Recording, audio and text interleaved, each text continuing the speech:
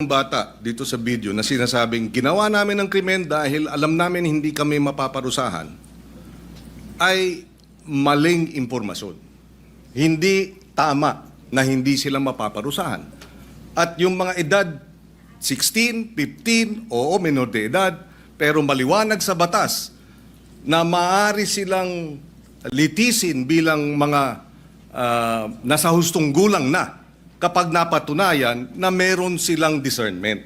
At ang katunayan yan, yung magwad killings, dahil sila ay menor de edad nung naganap, pero sila ay 16 at 17, sila ay nilitis bilang mga nasa hustong gulang at sila ay nakakulong ngayon. In other words, hindi tama yung sinasabi na dahil menor de edad, hindi pwedeng parusahan.